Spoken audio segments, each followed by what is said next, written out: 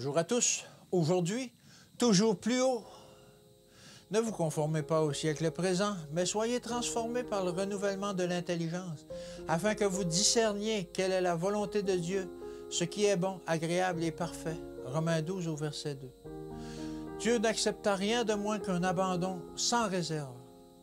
De soi-disant chrétiens, pécheurs dépourvus d'enthousiasme, abîmeraient le ciel s'ils pouvaient y entrer. Ils y susciteraient une seconde rébellion. Ceux qui connaissent la vérité tout en n'exaltant pas l'auteur de la vérité n'entreront jamais dans la cité de Dieu. Le ciel serait pour eux un purgatoire, car ils ne connaissent en rien des principes saints et élevés qui gouvernent les membres de la famille royale d'en haut. Les directives données par le Christ sont tellement claires et précises que personne ne devrait faire de faux pas. Si nous avons tracé des sentiers détournés pour nos pieds, ne pensons pas qu'il en est de même pour tous ceux qui se disent chrétiens.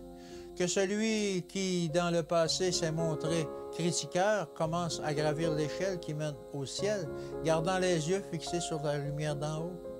Le véritable chrétien garde ouvertes vers le ciel les fenêtres de l'âme.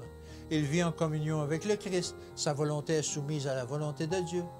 N'agirons-nous pas, au cours des quelques jours de grâce qui nous restent, en hommes et en femmes qui recherchant la vie dans le royaume de Dieu, une éternité de bonheur? Nous devons nous efforcer avec zèle d'atteindre l'idéal élevé qui nous est proposé. Nous ne devons pas entreprendre cette tâche dans un esprit de pénitence, mais la considérer comme le seul moyen de trouver le vrai bonheur. La seule façon de jouir de la paix et de la joie est d'établir des liens vivants avec celui qui a donné sa vie pour nous, qui est mort afin que nous vivions, et qui vit pour unir sa puissance aux efforts de ceux qui, sur cette terre, entreprennent de remporter la victoire. La sainteté, c'est vivre en accord constant avec Dieu.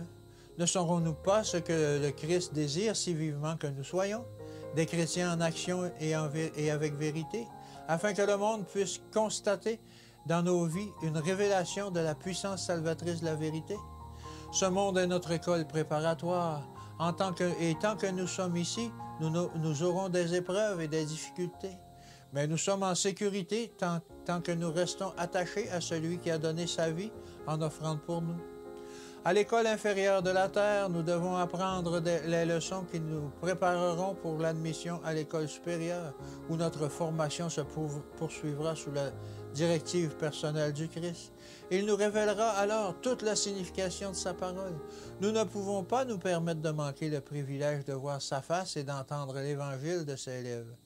Ne nous consacrons-nous pas de toute notre âme à la tâche de préparation pour l'entrée à l'école supérieure, où nous verrons le Christ face à face? Que Dieu vous bénisse et qu'il vous garde. Et je vous dis à demain.